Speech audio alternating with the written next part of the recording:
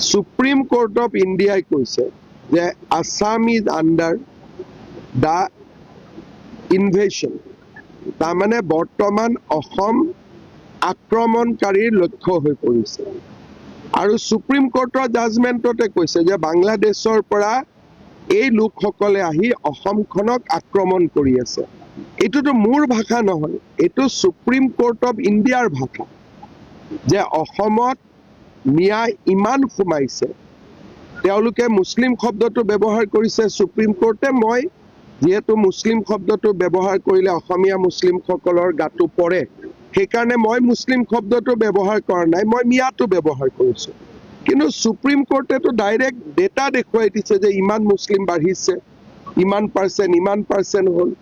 অসম এতিয়া ইনভেশন হৈছে অসমৰ ওপৰত। এইবিলাক কথা মানুহে ভুলতে ভাবে যে এইবিলাক কথা হিমন্ত বিশ্ব শৰ্মাই কৈ আছে বুলি। মই যি কথা কৈছো সুপ্ৰিম কোৰ্ট অফ ইণ্ডিয়াৰ জাজমেণ্টৰ ভিত্তিতহে কৈছো, এটা শব্দও মোৰ নিজৰ নহয়। কোনোবাই ভাবিব পাৰে যে শব্দটো সুপ্ৰিম কোৰ্টে যেনিবা মুছলমান ব্যৱহাৰ কৰিছে, মই ৰাজনীতিত থকা ব্যক্তিৰ কাৰণে মই মিয়া ব্যৱহাৰ কৰিছো, ইমানেই। এই কথাবিলাক মই কৈ থকা বস্তু নহয়। আজি বাংলাদেশৰ পৰা অসমত মিয়া অহা নাই নেকি? এইটো মই ভুল ক'ত কলো? যদি মই ভুল কৈছো মোক ভুল বুলি প্ৰমাণ কৰক।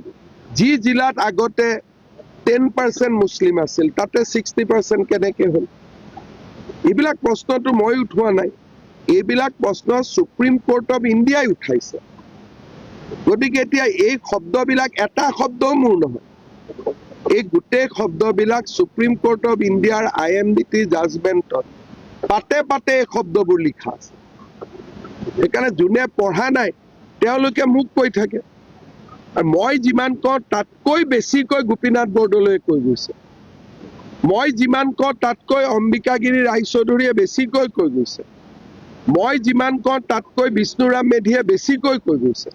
মইতো ইমানৰ আধা ক'লেও ইয়াত হুলস্থুল হৈ যাব। গোপীনাথ বৰদলৈ, বিষ্ণুৰাম মেধিয়ে যিমান কৈ গৈছে তাৰ যদি মই 5%টো কওঁ হুলস্থুল লাগি যাব। তেওঁলোকেতো 100 কৈ গৈছে, মইতো 5% কওঁ। গতিকে এতিয়া যদি গোপীনাথ বৰদলৈ ভুল, কংগ্ৰেছে ক'লে হ'ল যে তেওঁলোকৰ মুখ্যমন্ত্ৰীজন ভুল। গতিকে এইবিলাক যোনেই, আৰু মই কোৱা কথাখিনি হীৰেণ গোহাঁইও 92 চনত কৈ গৈছে। মই কোৱা একজেক্ট কথাখিনি 1992 চনত হীৰেণ গোহাঁইয়ে কৈ আছিল। কালি ND24ত ধ্ৰুৱ মহন্তই এটা সাক্ষাৎকাৰত পৃষ্ঠা আৰু সংখ্যা দি কৈ আছে। এইবিলাকতো মই আৱিষ্কাৰ কৰা কথা নহয় নহয়। অসমত যদি বৰপেটা, ধুবুৰী, নগাঁও, মৰিগাঁও গ'লেইতো চবেই দেখা পায়। এটা গোলাঘাটত কি হৈছিল?